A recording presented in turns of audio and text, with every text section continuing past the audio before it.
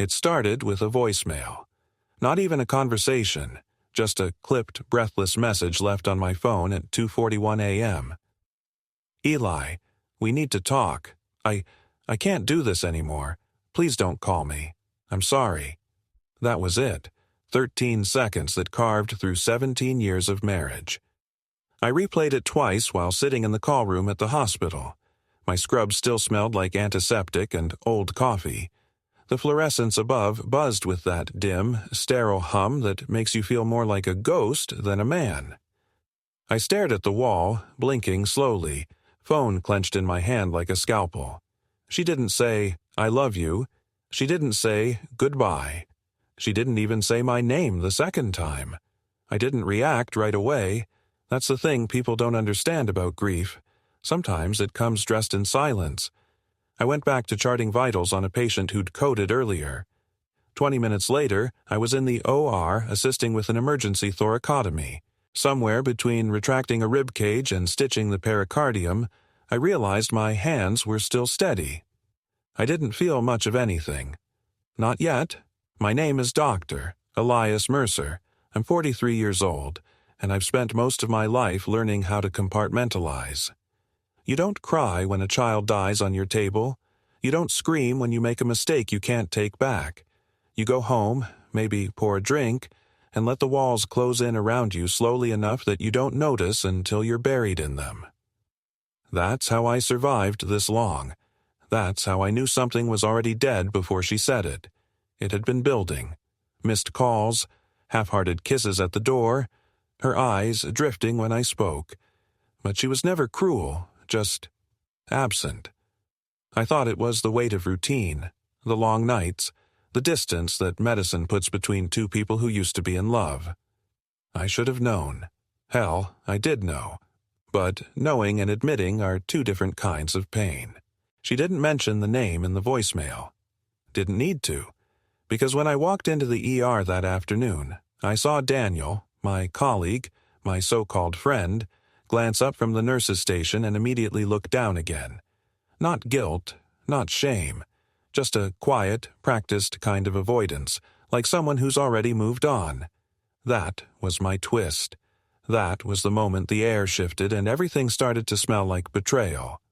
I finished my shift, didn't speak a word to anyone that wasn't medically necessary, didn't ask questions, didn't call her back, didn't confront him. I went home, noticed the bedroom closet was half empty, and calmly poured a glass of bourbon. The good one. I sat on the edge of the bed we once made love in and listened to the slow drag of ice melting in my glass. And for a while, that was the only sound in the whole damn house.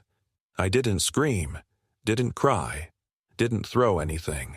I just sat there, holding my silence like a scalpel, careful not to let anything bleed. But inside, I could feel it. The fault line. The first crack in the foundation. Something deep inside me shifted that night, like a man watching the first wave pull back before the tsunami. I didn't know what was coming next. But I knew enough to stay still, breathe deep, and wait for the tide. The morning after the voicemail, I woke up to light bleeding through the curtain she didn't take. It struck me that the house had become quieter in a way that didn't feel peaceful, more like someone had taken a sponge to the walls and soaked up every trace of laughter, breath, and argument we ever left behind. Her toothbrush was gone. Her side of the bed was untouched. Even the coffee machine still had her favorite mug drying in the rack, ceramic chipped on the rim from the time I dropped it during a night shift haze. I made black coffee and stood barefoot in the kitchen staring at that damn mug. The air smelled like stillness and scorched toast, and just as the silence started clawing at my ribs, I made a decision. No reaction. Not yet. I didn't text her, didn't demand an explanation. There was something primal in me, something that had lived too long in operating rooms and quiet death, that knew now wasn't the time to confront. Now was the time to observe, because if she could vanish without warning, if Daniel could look me in the eye one day and fuck her the next, then they were capable of more, so I started watching. I didn't change anything outwardly. I still worked 12-hour shifts. I still answered consults, still attended trauma rounds and laughed at the same dry jokes with the same dry mouth. But when I got home, I opened the drawer in my study that she never bothered looking through. Old letters, tax documents, passwords scribbled on the backs of prescriptions, and began taking inventory of my life. Bank accounts, joint holdings, property deeds, insurance policies, every string she could cut if she wanted to bleed me dry. She hadn't touched the accounts yet, but I could feel the shadow of her hands hovering over them. It was only a matter of time. I started transferring money, small amounts, into an account she didn't know about. An old one from before we married, from when I was still a resident sleeping on couches and eating vending machine soup.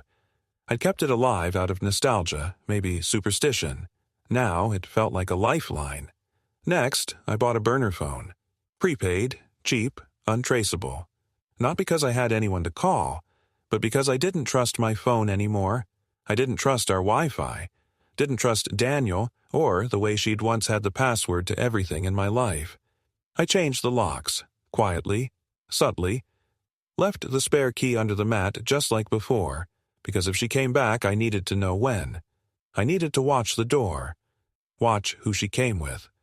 That was the first week. The second week, I started watching Daniel. It wasn't hard. Hospitals run on patterns, rounds, shifts, meetings. He was sloppy in the way men get when they think they've won. He stopped looking me in the eye, started avoiding my wing. I saw him in the break room texting with a smile he didn't know how to hide. But the worst part wasn't his behavior. It was realizing how easy it must have been. How many hours I'd worked late while he found ways to be near her. How many nights she must have gone quiet when I said I had an overnight, only to text him 2 minutes after I walked out the door. I didn't let myself feel it yet. Didn't let myself spiral. Instead, I smiled at him in the hallway one afternoon. "Hey, you up for the trauma consult at 4? He nodded too quickly. "Yeah, sure thing, man." I nodded back. Simple. Collected. I think he thought we were still friends. Or maybe he just hoped I didn't know. The third week, I took off 2 days from the hospital. Sick leave, which I hadn't claimed in years. No one questioned it. People assume doctors don't get sick, and when we do, we isolate and come back stronger. But I wasn't sick. I was scouting. I visited our second property, a cabin upstate that we barely used, my name on the deed, but hers on the rental agreement. I checked the mailbox. Empty. Looked inside. Dust, dead bugs, leftover linens. No signs of recent use. She hadn't been there, yet. But the way she signed the mortgage refinancing last year, without blinking at the fine print, told me she might be planning to sell, with or without my consent. Or maybe she already had something forged. I'd seen too many stories in the ER about financial abuse and spousal fraud to believe it couldn't happen to me. So I made photocopies of every deed, every tax return, scanned them into an encrypted drive, stored on a flash hidden inside an old pill bottle in my office drawer. I contacted an attorney, a friend of my late father's. Just a conversation, I told him, hypotheticals. He didn't ask why I was asking. He just said, "If you're asking, it's already happening." And then he gave me a number for a private investigator. I didn't call, not yet, but I saved the number in my burner phone. By the end of the month, I was living 2 lives. One was polished and surgical. Dr. Mercer, calm under pressure, helpful in consults, still mentoring a new round of residents who looked up to me like I hadn't spent every night preparing for my wife to steal the floor out from under me. The other was quiet, cold, surgical in its own way. Taking stock of the land, marking every exit, watching the sea for tremors. Because something inside me, something ancient, coiled in the back of my ribs, knew this wasn't just a betrayal of the heart. It wasn't even just infidelity. Number. This was a removal. They were erasing me, and I'd be damned if I let them do it while I was still breathing. You start to notice small things first. A missing coat from the closet. A subscription canceled without your knowledge. A charge on the joint card that doesn't match anything you remember. Something vague, like Crescent Partners LLC. Sounds harmless. Sounds like something you forgot to ask about, but you know you didn't. And then you start listening to the way people say hello, to the way Daniel glances down when you enter the room, to how even mutual friends who've known you both for years suddenly start looking at you with the kind of pity they try to hide behind small talk. You're not paranoid, you're just early. That's what I kept telling myself. It was week 6 when the wind shifted. I could feel it in my bones, the way you feel an approaching storm before the clouds turn. A tension in the air, in the body. Your heartbeat moves half a beat ahead, like it's warning you, like it knows. It started with a message from the bank. Dear Mr. Mercer, we've received your authorization to transfer the title of the Auburn property to the buyer. Please confirm the attached document is correct. Only I hadn't authorized anything. The Auburn property was ours, well, legally mine before the marriage. I inherited it after my mother passed. A quiet brick townhouse near the lake, mostly used for short-term rentals. I hadn't been there in almost a year, but I knew damn well I hadn't signed a thing. I read the email 3 times, opened the attachment. It was a scanned PDF with my name at the bottom, my signature, dated 2 days prior. I stared at it so long the letters started to blur, and just like that, the skin of the lie started to peel. I didn't call the bank immediately. I wanted to see how far she'd go, how confident she'd become. I forwarded the document to my burner email, then opened my safe and checked the title copies I had stored. Still there, still original, but if she had a fake, if she was already that bold, it meant the wheels were turning. Fast, faster than I thought. I went to the Auburn house that night, parked outside, watched it from the street. The windows were dark. No signs of occupation. I waited in the car for nearly 2 hours, just watching, thinking. They weren't just having an affair, they were planning to dismantle me, piece by piece, quietly, legally, and I realized, in a moment of slow, sinking clarity, this wasn't personal to them. It wasn't passion, it wasn't even revenge, it was strategy. She was never the kind to throw a fit, smash glasses, or cry on the front lawn. She was calculated, measured, the kind of woman who balanced a checkbook down to the last cent and proofread every thank you note. She knew how to make something look official, knew where I kept my documents, knew how to make my signature look just believable enough for a clerk who didn't care. Daniel had access too, knew the system, knew how to make things move under the radar. He was a smooth talker, knew the legalese, had charm when it counted, and leverage now. If he was part of the scheme, it meant he'd been helping her plan this for months, maybe a year, maybe longer. I started sleeping less. Not out of panic, but awareness. I stopped trusting the night to hold me, kept a journal in the drawer next to the bed, writing down everything I noticed. Dates, transactions, conversations. I took screenshots, photographed mail, spoke less at work, watched more. I kept seeing little tells. The way our mutual friend Harper avoided eye contact when she saw me in the corridor. The way Daniel's name showed up twice on the admin calendar for committee meetings that didn't exist. The way our home internet history was wiped 2 weeks before she left. And the email I found in her deleted folder, half intact, containing a document named exitplanfinal.pdf. She had deleted it, but not permanently. My hands went cold when I saw it. A name, a date, a reference to final transfer. That was the moment I felt it. The dread of being betrayed not out of anger, but out of cold efficiency. I wasn't a man they were walking away from. I was a liability they were slowly extracting themselves from, while bleeding every drop of value from what I had built. It's easier to hide an affair than a plan. But they weren't hiding anymore. Not really. They were just hoping I wouldn't look too closely. And maybe once I wouldn't have. I kept thinking back to the night shifts, the surgeries, the moments when I was so exhausted I didn't see what was in front of me.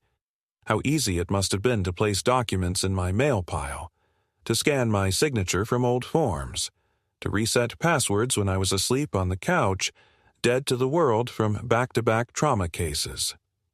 You don't need violence to kill a man. You just need time and access. And she had both. I watched the world around me warp. Her social media disappeared. Her name was taken off our couple's insurance plan. My sister called and asked, "Is everything okay with Lila? She hasn't answered me in weeks." I lied. "She's just taking space." But the truth was harder, heavier. She wasn't taking space, she was disappearing. And she was trying to make sure, when it was over, I wouldn't just be alone, I'd be erased. It came in a brown envelope with no return address, thick paper, a faint cologne I didn't recognize. No note, just the raw mechanics of betrayal. A divorce petition, a notarized property transfer agreement, and, what nearly made my hands go numb, a forged letter from me relinquishing my stake in the Auburn house. 3 signatures, all mine, none real. They had copied my name down to the slant of the M in Mercer. They even mimicked the way I looped the E, a habit from years of rushing signatures between patients. It wasn't perfect, but it didn't need to be. Most clerks don't look twice. Most systems are built on trust. I sat on the floor of my kitchen, the envelope torn open beside me, the document spread like a post-mortem. My fingers trembled. Not with fear, not even rage, but recognition. It was her handwriting in the margins. Notes for Daniel. Phrases like, "File this under Eli's business account," and "needs timestamp before submission." She hadn't just left me. She'd studied me. She'd dissected my routines.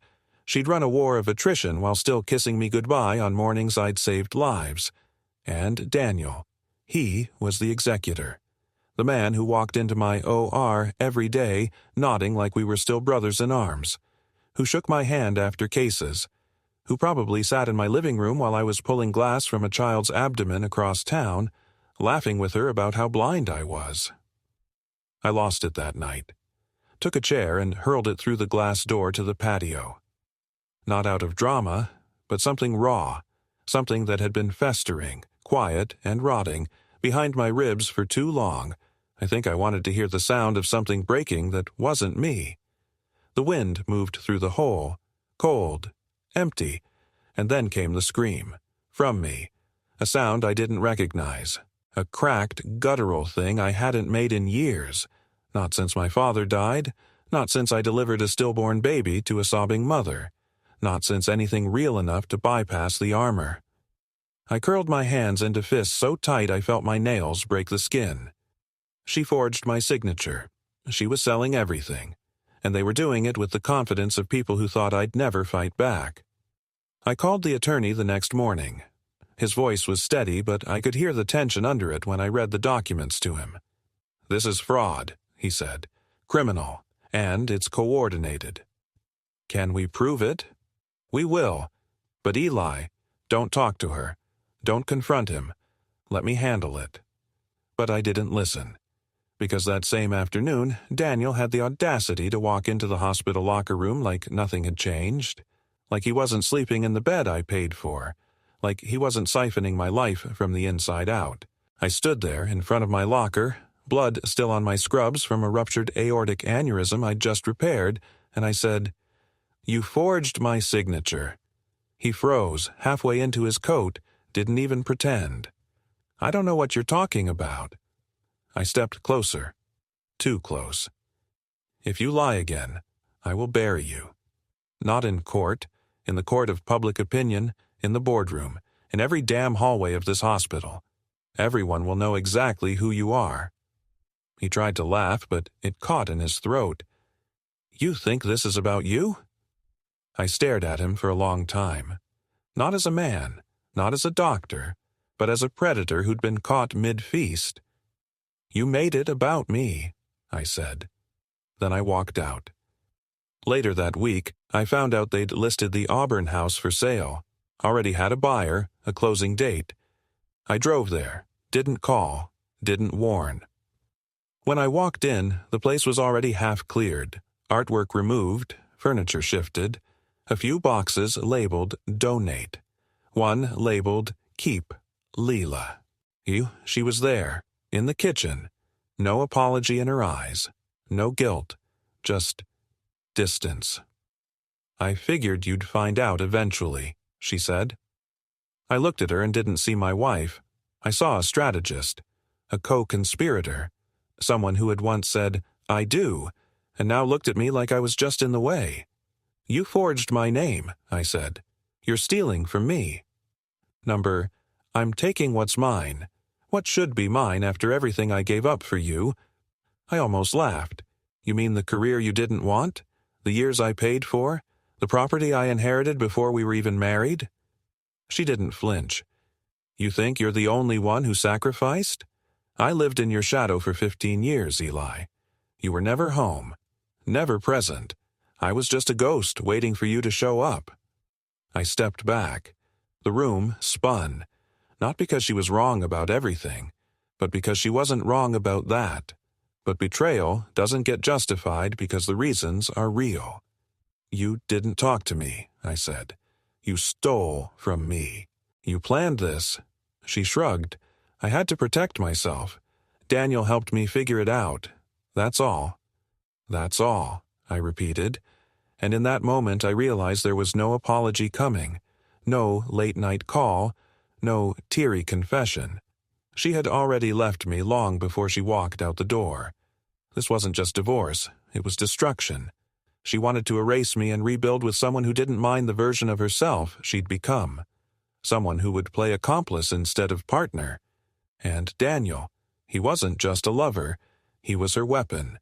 But now I was awake. Now I had evidence. And the game they thought I wasn't playing? It had just started. I used to think revenge was loud. I thought it looked like fists, broken glass, police lights flashing in the rear view. But real revenge, the kind that gets inside the bones of a lie and crushes it slowly, starts in silence. It begins with observation and patience. Two things I have in abundance. The day after the confrontation at the Auburn property, I filed for a temporary injunction to block the sale. My attorney moved fast. He could smell blood. The documents I had, the ones with the forged signatures, were enough to at least freeze the transfer. Barely. But it was a crack in the wall. While the legal side played out, I started my own investigation, not out of paranoia, out of necessity.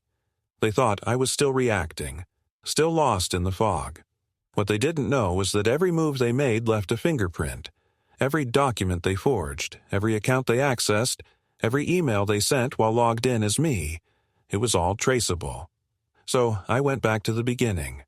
I pulled 6 months of email backups, browser history, cloud syncs. I opened every folder, every scrap of metadata I could dig up. And slowly, the picture began to form. A shared Dropbox account, created under a burner Gmail. The same naming convention Lila used for our old travel photos. There were files, spreadsheets, draft agreements, lists of assets, even a scanned copy of my driver's license. Not the one I carry now, an older version, one she would have had from the mortgage process years ago. They were building a new life on top of the corpse of mine. New LCs, shell companies, Crescent Partners. The name on that harmless credit card transaction wasn't a random expense. It was an entity registered 2 months before she left, with Daniel listed as the sole contact. I hired the PI the next day. His name was Nash. Retired NYPD, mid-50s, voice like gravel in a beer bottle. The kind of guy who had seen the inside of every kind of human lie and still managed to look unimpressed by it. "You want dirt?" he asked. "I want the truth," I said. "Same thing." I handed him a list, burner accounts, names, addresses, timelines. And something shifted in his eyes. A kind of respect, maybe. Or just the realization that I wasn't another sob story looking for closure. I wanted to win. While Nash dug into their finances, I went deeper into the hospital's internal systems. Daniel had been submitting paperwork under my physician ID. Nothing illegal, just subtle. Signing off on minor transfer requests, recommending consults in my name. Nothing the board would notice, but it was enough for a pattern. Enough to show he'd been impersonating me in low-risk situations, grooming the system to accept him as a proxy. That's how you prepare for theft. You make yourself invisible first. Then you move in wearing the skin of the man you're about to replace. And Lila. She had accessed our joint insurance policy 3 weeks before she left, changed her mailing address, requested payout estimates on property coverage. The requests were deleted from the dashboard, but not from the system logs. She was methodical, efficient, but not careful. And Nash, he didn't disappoint. He called me 3 days in. She's been meeting with a financial advisor, name's Gerald Loomis, not on the books, private consultations. She's moving funds through him, covert withdrawals from joint holdings, real quiet. How quiet? He exhaled through the phone. She's used your digital signature, twice. That was the final cut. It wasn't just betrayal, it was identity theft. She'd become me, on paper, and Daniel had been the one holding the pen. My attorney filed a motion for full discovery. Subpoenas started going out. Suddenly, Lila's new lawyer, one I'd never seen before, a sleek corporate type, was requesting mediation. A sign they were getting nervous. A sign something had cracked on their end. Good. I wasn't after retribution. I was after exposure. I wanted the whole thing dragged into the light. The bank documents, the forged deeds, the LLCs tied back to Daniel's family trust. I wanted to peel their lies back layer by layer until there was nothing left but raw, unfiltered truth. And I wasn't doing it with rage anymore. I was doing it with clarity, because somewhere along the way, my grief had stopped looking like heartbreak. It started looking like precision. I moved out of the house before they could try and force occupancy rights. Rented a small apartment in the city, sparse, clean, bare walls and silence. No pictures, just a single desk, a bed, and the files. I kept a timeline on the wall, pinned with red string and post-its. I traced every document, every signature, every time-stamped text from her to Daniel that I pulled from the backups. I built a case like I build a diagnosis. Slow, detailed, unrelenting. It stopped being about the marriage a long time ago. This was about the principle. You don't get to dismantle someone's life and call it closure. You don't get to erase a man and think he'll just disappear. And the deeper I dug, the more I saw it. They'd been planning this for over a year. An exit strategy disguised as a love affair. A heist disguised as heartbreak. But they made one mistake. They left me breathing. And now I had everything I needed. It started with an email. To the hospital board, to the ethics committee, to legal. Subject line: urgent. Fraudulent activity by medical staff and identity theft. Evidence attached. Attached were 24 pages of documentation, timestamps, signatures, internal system logs, email metadata, financial transactions, the fake deed to the Auburn house, a signed letter from my attorney confirming forgery, and 2 images, one of Daniel's signature as E. Mercer and one of the real thing.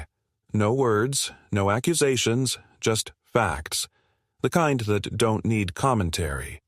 Then I waited. It didn't take long. Within 2 hours, Daniel was called into administration for a compliance audit. Within 4, his badge was deactivated. By the next morning, security escorted him out through the side entrance. No scrubs, no goodbye, just a man staring at the floor with his career folded in a cardboard box. I didn't watch. I didn't need to. The following week, Lila's financial advisor was subpoenaed. She tried to get ahead of it, offered mediation again, this time with tears in her voice. I never wanted it to be this ugly, she said on the call. It was ugly the moment you forged my name. Silence. Then she hung up. By the time we met in court, my attorney had everything lined up. Digital forensics, expert testimony, a fraud investigator ready to testify. I didn't even have to speak. I just sat there, still, the way I do in the OR before the incision. Quiet, focused. they'd tried to take everything. Instead, I let them hang themselves with the rope they'd been threading for months. And when the judge issued a restraining order, a financial freeze, and a formal investigation into both Lila and Daniel's actions, I felt something inside me shift. Not joy, not vengeance, relief. Not because they'd finally fallen, but because I'd finally stood. Daniel confessed. Under pressure from the board, faced with possible charges, he signed a statement admitting to falsifying documents, submitting forms under my credentials, and assisting Lila in forging my signature. He lost his license. Blacklisted. No hospital would touch him. Layla, she didn't cry in court. She sat still, lips tight, hands folded in her lap like this was just another meeting. But when the judge ordered the reversal of all fraudulent transfers and referred her to the district attorney's office for criminal investigation, she finally looked at me, like she hadn't expected to lose, like the mask had slipped. I didn't smile. I didn't gloat. There was nothing left to say. They took my house, tried to take my name, my life. What they didn't count on was that I'd fight like a surgeon does, not loud, not fast, precise, relentless, without hesitation. And now it was over. They fell, and I was still standing.